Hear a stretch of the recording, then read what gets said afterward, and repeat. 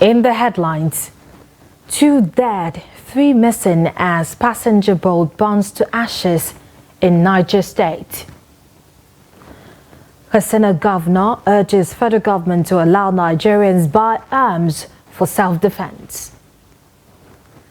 21 years after air pact, Nigeria-Uganda flights begin. And on the foreign scene, Rafah border crossing with Gaza opens as Hamas releases 2 U.S. hostages. Hello and welcome to Trust TV News Updates. I am Martia Umar. Thank you for joining.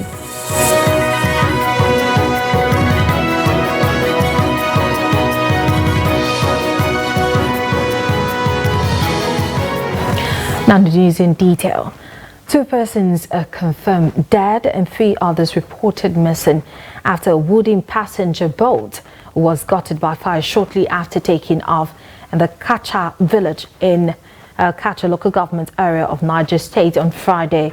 According to an eyewitness, Abdul Malik Adamu, the incident happened at about 6 p.m. shortly after the boat finished loading goods and the passengers who were retiring to their villages after the weekly Kacha market day. He said the boat operator was powering the engine when it caught fire, forcing the passengers to scamper for safety. Confirming the incident, the leader of the boat operators in Kacha said the boat was burnt to ashes along with goods worth millions of naira. He confirmed that 3 persons, who are mostly children, are yet to be accounted for. Local divers at the boat dock helped in evacuating some of the victims and quickly distanced the burning boat from others. The boat was ferrying passengers to Zakanti, Dambo and other riverine communities in Kacha and Agaye local government areas of Niger State.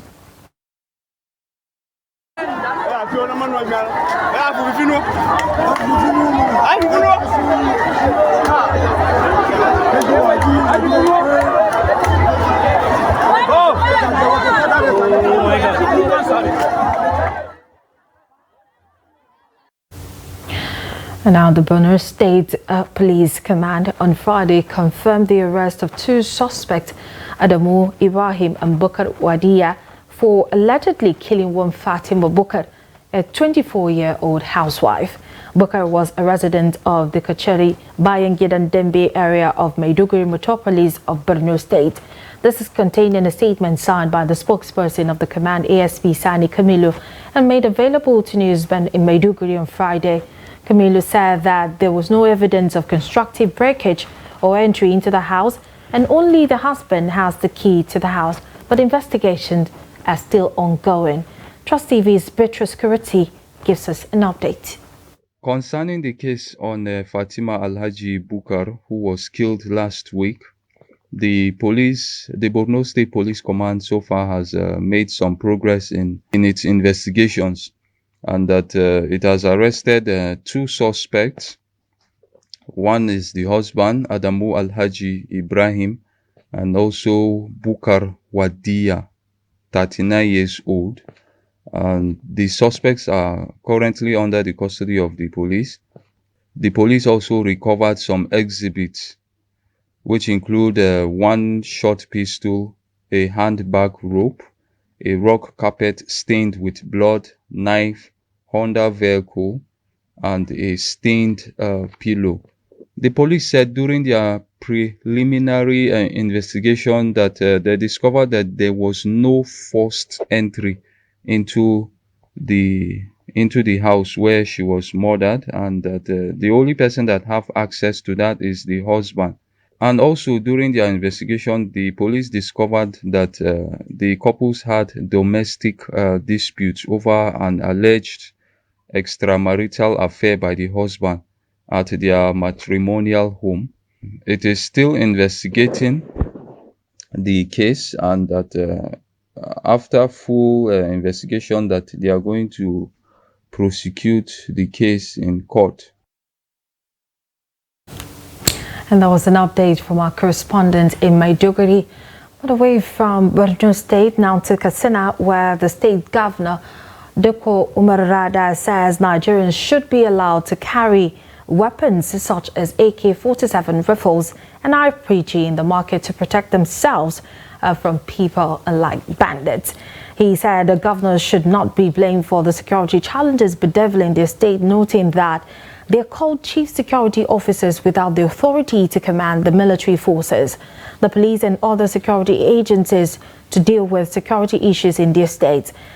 Governor Rada, who asked the federal government to play a more critical role in the security of lives and property in the country, said his administration had legally established a community watch corps to deal with banditry in conjunction with the military.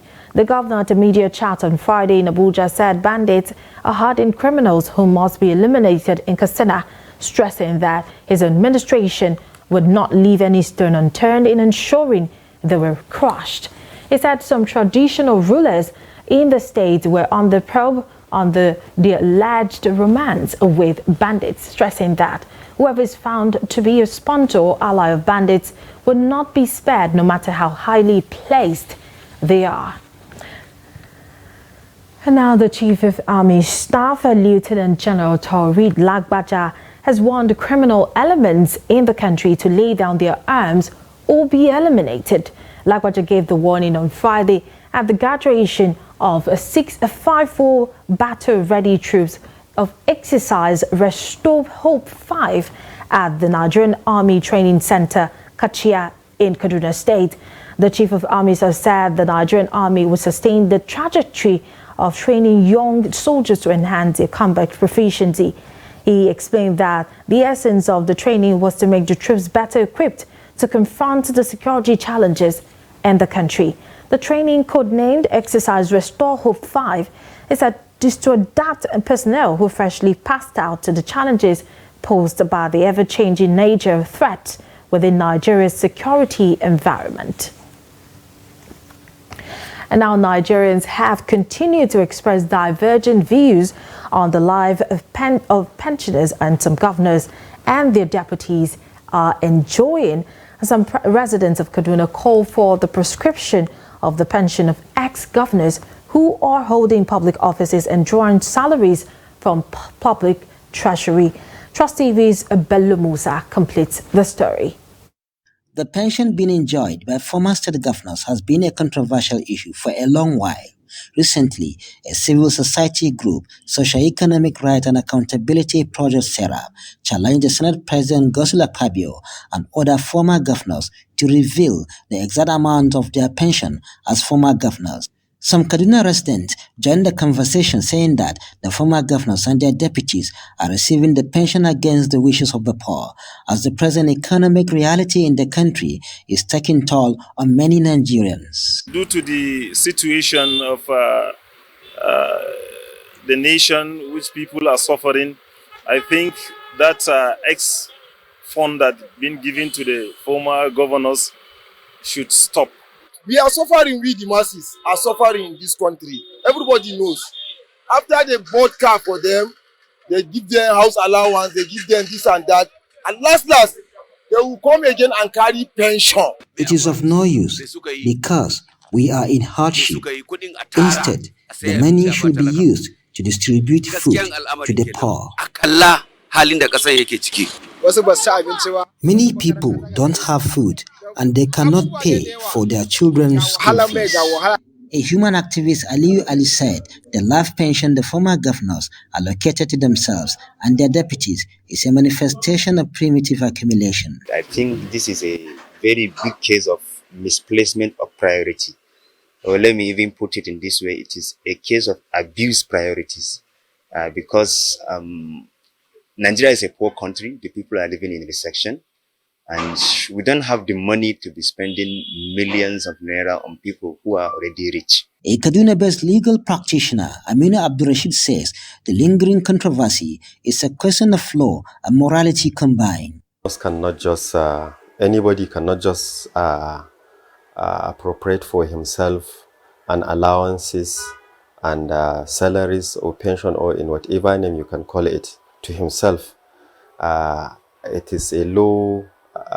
They made laws for that based on opportunity they found themselves as governors. While in government, they use legislative process to appropriate for themselves a life pension after offices. He says the law enacted by the state is against public interest. So if you look at it, it has a place in law, but if you look at it morally speaking, it is against the public policy. It is against the public well-being, especially in a country that is struggling to survive, a developing country like underdeveloped country like Nigeria. The government have to reduce its costs. We're in recession. How many people? And the thing here to notice is that these ex-governors are similar. They are at the same proportionate. They are the same people with the citizens of the country. Did you hear any former civil servant that is not in the government, a public servant? Every day they are crying about lack of pension being paid. While some ex-governors are enjoying life after office, many other Nigerians are battling myriads of economic challenges occasioned by rising fuel price hike and foreign exchange crisis. Bello Musa, Trust TV News, Kaduna. And now to Lagos, where the hearing of a 12-year-old boy who died with a missing intestine at the Lagos University Teaching Hospital commenced on Friday before the coroner, Bola Folarin Williams, sitting at Magistrate Court 4 at Butemeta, Lagos. At the proceedings, counsel to the Lagos State Government, Ola Akinde, informed the court that necessary tests and examinations have been conducted on the corpse and confirmed that there is a post-mortem report. He also said that the Office of the State Attorney General is aware of letters from solicitors to the father of the deceased seeking to preserve the corpse, while the mother seeks the release of the corpse to her for burial. She noted that the state is not against any of the requests, but would not leave the decision on what to do to the court. The coroner, in her response, said it may be necessary for the father and the mother of the deceased to file their respective applications on what to do with the corpse so that the court can rule on it. In the interim, he urged the court to preserve the corpse since the coroner had already assumed jurisdiction over the matter. The case was adjourned to November 24 for further proceedings. The residents of Yenagoa, the Bayelsa State's capital, are lamenting a price hike of bole, a local delicacy made with roasted plantain, fish, and stew. Trust TV's Friday, Ebimawe Peters completes the report.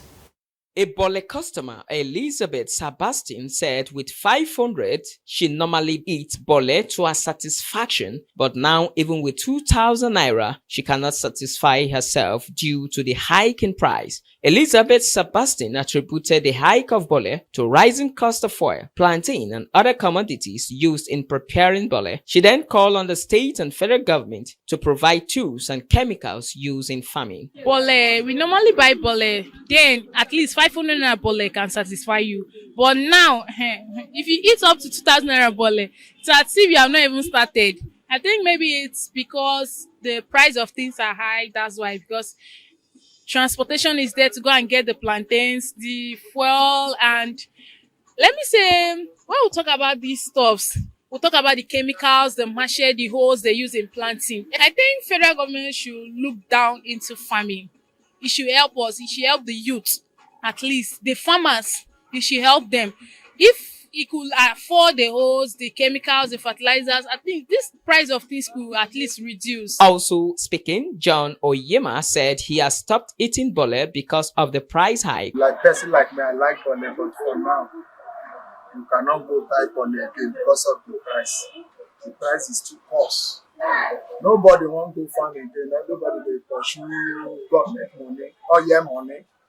So the little people when they farm, people when they farm now, they build little. So because me and you, we want to go look for government money, we want to go look for your money, nobody want to go. Even the people when they village, they farm before, all of them, they come township and they don't get anything to do. So we can't make the bole cost. And second, people when want to go buy them, like in Bayelsa here, when you want to go Nembe, all those of Bayelsa, go buy them. To enter like boat or motor because of the fuel price itself. Fuel prices have come make even the bole worse past before. Diana Areye, who is a bole seller, attributed the hike to cost of fish and plantain, saying that they sell just the way they buy. At this period, the plantain price, it don't come down small. But why the bole still dey cost? Because of the fish. Because before when they buy the fish, this ice fish before when they buy them 14,000 naira for a carton. Now from 14,000 naira, the fish don't increase to 36,000 naira now. Then when they talk about it, say dollar make the ice fish cost. So if the dollar price come down to normal way, the ice fish go come down, then the price of the plantain go dey mash. The hardship occasioned by the fuel subsidy removal affect every sector of the economy, and bole is not left out. Friday, Ebimobowe Peter, Trust TV News, Yenagoa. You're still watching the Trust TV News update. Coming up shortly, we'll take a look at the growing concern over rampant open defecation practice in Oyo State. Details of that story and more after the break. Stay with us. You are 92. Are you still really kind of involved in your businesses, or have you given it all up? I'm not active in business now. I'm in business but not active. I'm in business in the sense I do what I really feel is good for me and is honest. You are a very wealthy man. Everybody knows. How do you cope with the pressure on you to donate? Anybody who gives for Allah's sake, Allah will give him at least 10 times or 70 times or uncounted, countless. Whoever you see me giving it, Allah has already destined that I have to give him. That is why I give him. I remember 10 million naira to Kano Foundation many years ago, 30 years ago. Yes. That's a huge amount, even then. Yes, that's a huge amount. Allah has bestowed that to me to give. He said, if that I give, He gave me much, much more than that.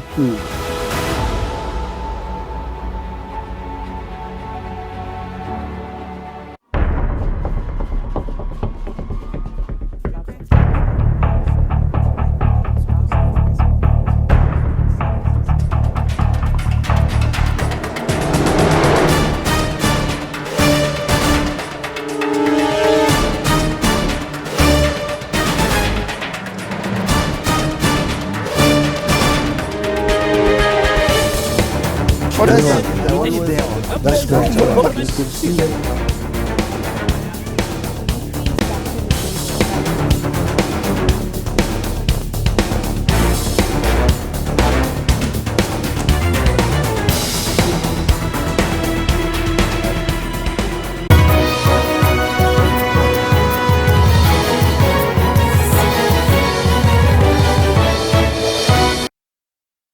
Welcome back. If you're just joining us, this is the news updates on Trust TV. A recap of some of our top stories. We told you earlier that 2 dead, 3 missing as passenger boat burns to ashes in Niger State. And the Katsina governor urges federal government to allow Nigerians to buy arms for self-defense. Now moving on to other stories. There's rising concern over rampant open defecation practice in Oyo State, as National Bureau of Statistics said that 54% of the population of the state engage in the act. The recent reports indicates Nigeria has overtaken India to become the #1 country in the world in terms of open defecation practice. Hamid Oyegbade has details. Experts expressed worry that the projection to end open defecation in Nigeria by 2025 might not be realistic, given the current pace in the effort to eliminate the practice. In the southwest, Oyo State is leading in open defecation practice with 54% of its 8 million population engaging in the act. Ekiti State is the second in the region, with 41% of the population of the state engaging in open defecation, followed by Ondo, 39%, Osun, 18%, Ogun is 14%, while Lagos State is 3%. In Ibadan, capital of Oyo State, the people of Jago community in Onara local government area of the state said open defecation exposed them to illnesses and many security risks. We go along with our cutlass. That means the person that knows deeply about the shit, you will dig the ground, shit there, and put the sand on it. That they fell inside the well. So those are one of the hazards. Snake bites is one of it. Meanwhile, with intensive sensitization against the negative consequences of open defecation, many households in Jago community have constructed and began to use toilets. When we were going to the bush to defecate because we did not have toilets, we were always going to hospitals because of sicknesses. Now that we have toilets, we no longer perceive odor or feces. Even in the night, we can easily use the toilet. We go into the bush to defecate. We eventually realized that it was not good, and we have built our toilets that we are using now. Among the 36 states in Nigeria, only Jigawa State has been certified open defecation free in the country. A water, sanitation and hygiene specialist with the United Nations Children's Fund, UNICEF, Monday Johnson charged all state governors across the country to intensify efforts towards ending open defecation practice by 2025. The aim of the federal government setting this date was for all the state governments to key into that date and start the program in all the states, aiming at achieving that goal.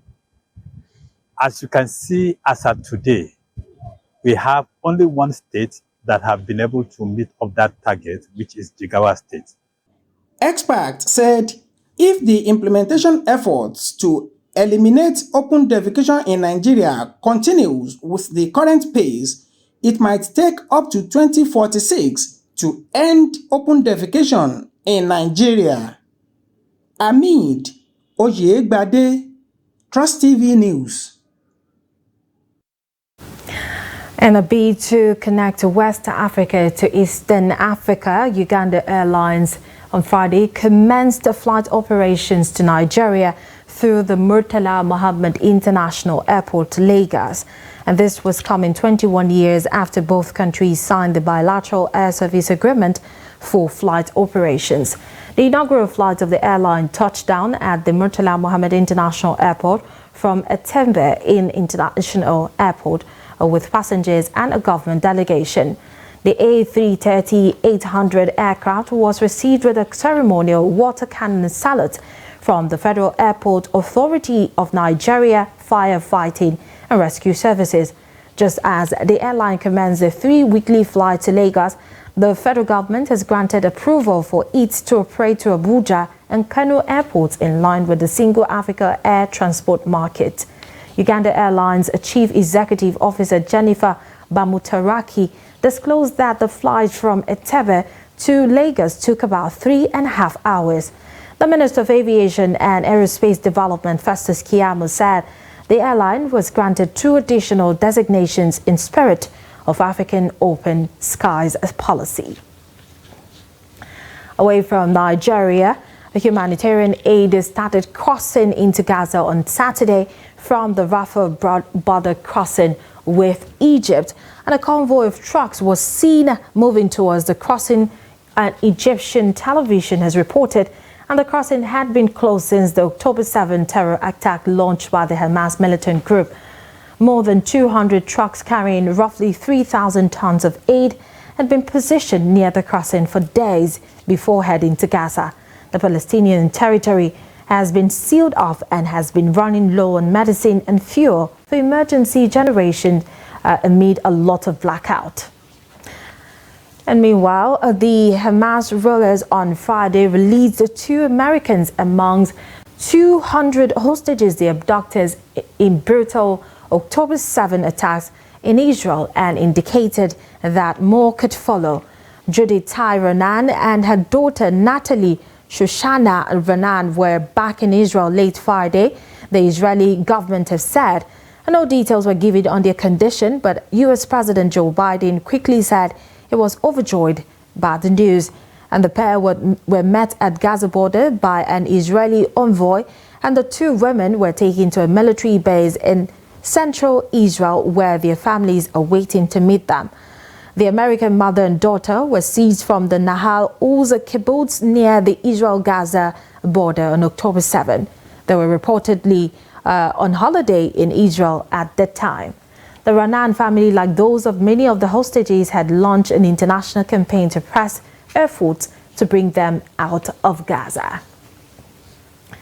And finally, in sports, head coach Christopher Musa Danjuma has called up 30 Falconets players to next month's 2024 FIFA Under-20 Women's World Cup qualifying fixtures against the Under-20 girls on Tanzania, following the withdrawal of Mauritius from the second round, Arishan from Nigeria, and the 2022 World Cup quarterfinalists drew a bye to the third round, where Tanzania awaits, with the first leg away in Dar es Salaam on a date with 10 to 12 November, and the return leg in Abuja on a date within 17 to 19 November.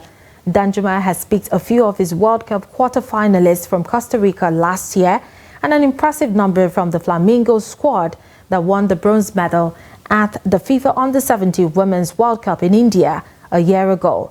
The invited players have been told to report at the Cheetah Hotel in Utako, Abuja on Sunday, the 22nd of October 2023. And that brings us to the end of the news update at this hour. For more, follow us across all our social media platforms and join our YouTube live stream for more news, programs and documentaries. I am Martia Umar. Thank you for watching. Bye for now.